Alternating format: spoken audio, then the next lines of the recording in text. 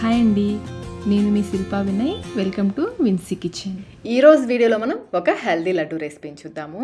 మా పాపకైతే school start అయిపోయిందండి. తనకి స్కూల్కి స్నాక్స్గా పంపించడానికి ఈ లడ్డూలు అయితే చేశాను. పొద్దున్నే హడావిడిగా సరిగ్గా తినకుండా వెళ్ళిపోతుంటారు కదండి పిల్లలు స్కూల్కి.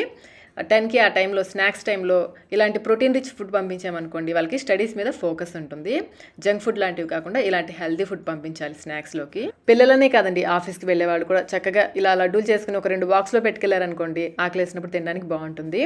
మరి ఇంకెందుకు ఆలస్యం, ఈ హెల్దీ ప్రోటీన్ రిచ్ లడ్డూని ఎలా తయారు చేసుకోవాలో చూసేద్దాం రండి. ముందుగా స్టవ్ పైన అడుగు మందం కల ఒక ప్యాన్ పెట్టేసుకుని దీంట్లో 4 కప్పుల ఫూల్ మకానా వేసుకుని వేయించుకోవాలి. ఈ ఫూల్ మకానా హెల్త్కి చాలా మంచిదండి. ప్రోటీన్, ఫైబర్, కాల్షియం ఇవన్నీ ఉంటాయి, ఎక్కువగా ఉంటాయి. చాలా మంచిది హెల్త్కి. వీటిని లో మీడియం ఫ్లేమ్లో కలుపుకుంటూ చూడండి, ఈ విధంగా క్రిస్పీగా అయ్యేంత వరకు వేయించుకోవాలి. ఇలా వేయించుకున్న ఫూల్ మకానాని ఒక ప్లేట్లోకి తీసుకుని చల్లారనివ్వాలి. మళ్ళీ ప్యాన్ పెట్టేసుకుని దీంట్లో 1 టేబుల్ స్పూన్ నెయ్యి వేసి, నెయ్యి కాగిన తర్వాత 1/2 కప్ బాదం పప్పు వేసుకుని వేయించుకోవాలి. మీరు ఇంట్లో ఉండే ఏదైనా గిన్నె కానీ గ్లాస్ కానీ ఏదైనా తీసుకోండి, ఆ గ్లాస్ కొలతతో అన్నీ వేసుకోవాలి. బాదం పప్పు సగం వరకు వేగిన తర్వాత 1/2 కప్ జీడిపప్పు వేసుకుని వేయించుకోవాలి. బాదం పప్పు వేగడానికి టైం పడుతుంది కాబట్టి ముందు బాదం పప్పు వేసుకుని సగం వరకు వేగిన తర్వాత జీడిపప్పు వేసుకుని వేయించుకోవాలి. చూడండి, ఈ విధంగా బాదం పప్పు జీడిపప్పు బాగా వేగాలి. ఈ విధంగా ఎర్రగా వేయించేసుకొని నెయ్యి రాకుండా నిదానంగా తీసుకుని మరొక ప్లేట్లోకి వేసేసుకోండి. వీటిని కూడా పూర్తిగా చల్లారనివ్వాలి. ఈ మిగిలిన నూనెలో 2 లేదా 3 టేబుల్ స్పూన్ల పుచ్చగింజలు వేసుకొని వేయించుకోవాలి. పుచ్చగింజలు వేసుకోవచ్చు, గుమ్మడి గింజలు వేసుకోవచ్చు, లేదా అవి కొంచెం ఇవి కొంచెమైనా వేసుకోవచ్చు. ఇవి లైట్గా వేయించేసుకుని ఒక గిన్నెలోకి తీసుకుని పక్కన పెట్టేసుకోండి. ఇప్పుడు ఇందులో 1/2 కప్ ఎండు కొబ్బరి పొడి వేసుకుని వేయించుకోవాలి. మీ దగ్గర డెసికేటెడ్ కోకోనట్ పౌడర్ లేదనుకోండి, ఎండు కొబ్బరి ముక్కలు వేసుకుని వేయించుకుని వాటిని మిక్సీ జార్లో వేసి గ్రైండ్ చేసుకోవచ్చు. చూడండి, ఈ విధంగా లైట్గా కలర్ చేంజ్ అయ్యేంత వరకు వేయించుకోవాలి. ఇప్పుడు ఈ కొబ్బరిని ఒక గిన్నెలోకి తీసుకుని పక్కన పెట్టేసుకోండి. ఈలోపు ఫూల్ మకానా కూడా పూర్తిగా చల్లారుంటాయి, మిక్సీ జార్లో వేసుకోవాలి. నేనైతే 2 సార్లుగా గ్రైండ్ చేస్తున్నాను. కొన్ని వేసేసుకొని ఇందులోనే 3 లేదా 4 యాలకులు కూడా వేసి మెత్తగా గ్రైండ్ చేసుకోవాలి. ఇవి గ్రైండ్ అయిన తర్వాత మిగిలిన ఫూల్ మకానా ఉన్నాయి కదా, అవి కూడా వేసేసుకుని మధ్య మధ్యలో కలుపుకుంటూ బాగా మెత్తగా గ్రైండ్ చేసుకోవాలి. గ్రైండ్ చేసుకున్న ఈ పొడిని ఒక బౌల్లోకి వేసేసుకోవాలి.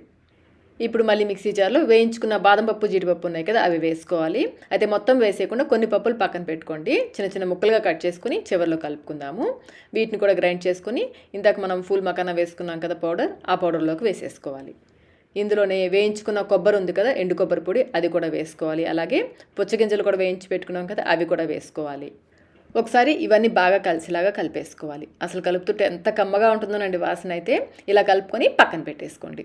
ఇప్పుడు మళ్ళీ స్టవ్ పైన అడుగు మందకలు ఒక ప్యాన్ పెట్టేసుకొని 1 కప్పు సన్నగా తురిమిన బెల్లం, 1/2 కప్పు నీళ్లు పోసుకుని బెల్లాన్ని కరిగించుకోవాలి. మీరు ఇంకా హెల్తీగా, బెల్లం కూడా వద్దు, ఇంకా హెల్తీగా కావాలనుకుంటే పండు ఖర్జూరంని మిక్సీ జార్లో వేసేసుకుని ఆ పౌడర్తో పాటు వేసి గ్రైండ్ చేసుకుని లడ్డూలాగా అయినా చేసుకోవచ్చు, లేదంటే ఈ విధంగా బెల్లంతో అయినా చేసుకోవచ్చు. బెల్లం కరిగిన తర్వాత నలకలేమని ఉంటే ఫిల్టర్ చేసుకుని ఇది కొంచెం స్టిక్కీగా అయ్యేంత వరకు ఉడికించుకోవాలి. ఎటువంటి పాకం అవసరం లేదు. ఈ పాకాన్ని మనం చేత్తో కొంచెం తాకి చూస్తే మనకి ఆయిల్ తాకినట్లుగా ఉంటుంది. కొంచెం స్టిక్కీగా ఆయిల్ మనం తాకితే ఎట్లా ఉంటుందో అలా జిగురుగా ఉంటే సరిపోతుంది. పాకం ఏమీ అవసరం లేదు. ఈ విధంగా ఉడికించుకోవాలి. ఇలా ఉడికించేసుకుని స్టవ్ ఆఫ్ చేసేసుకోండి. ఇప్పుడు ఇందులో మనం కలిపి పెట్టుకున్న డ్రై ఫ్రూట్స్ పౌడర్ ఉంది కదా, అదంతా వేసేసుకుని ఈ సిరప్లో, ఈ బెల్లం సిరప్లో ఈ పొడంతా కూడా బాగా కలిసేలాగా కలుపుకోవాలి.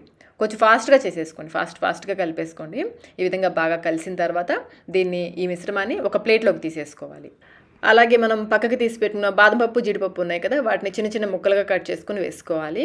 ఇప్పుడు కొంచెం ఈ మిశ్రమాన్ని తీసుకుని లడ్డూలాగా చేసేసుకోవడమే. మీకు లడ్డూలు ఏ సైజు కావాలో దానికి తగ్గట్టుగా మిశ్రమాన్ని తీసుకుని లడ్డూలు చేసేసుకోవాలి. చేతిని కొంచెం నెయ్యితో తడుపుకోండి. నెయ్యి రాసుకొని చేసుకుంటే లడ్డూలు చేతికి అంటుకోకుండా ఉంటుంది. ఇంకా కావాలంటే మీరు ఈ మిశ్రమంలో కూడా కొంచెం నెయ్యి వేసుకొని కలుపుకోవచ్చు. కొంచెం రోల్ చేసామంటే షేప్ చక్కగా వస్తుంది. చూడండి, ఇదే విధంగా మిగిలిన లడ్డూలన్నీ చేసుకోవాలి. లడ్డూలు అయితే కొంచెం ఫాస్ట్గా వేడి మీదనే చేసేసుకోవాలి. చల్లారకుండా వేడివేడిగా ఉన్నప్పుడే లడ్డూలు చేసేసుకోవాలి. నాకైతే మొత్తం 13 లడ్డూలు వచ్చాయండి. ఈ కొలతలకి 13 లడ్డూస్ వచ్చాయి. ప్రోటీన్ రిచ్ లడ్డూలు అయితే రెడీ అయిపోయాయి. టేస్ట్ అయితే ఈ లడ్డూలు చాలా బాగుంటాయండి. ఇవైతే ఒక 5 డేస్ వరకు నిల్వ ఉంటాయి. మరి ఇంకెందుకు ఆలస్యం, మీరు ట్రై చేసి మీకు టేస్ట్ ఎలా అనిపించిందో మాకు కమెంట్ రూపంలో తెలియచేయండి. వీడియో నచ్చినట్లయితే లైక్ చేయండి, మీ ఫ్రెండ్స్కి, ఫ్యామిలీ మెంబర్స్కి షేర్ చేయండి. ఇలాంటి మరిన్ని రెసిపీస్ కోసం మన ఛానల్ని సబ్స్క్రైబ్ కూడా చేసుకోండి. Thank you.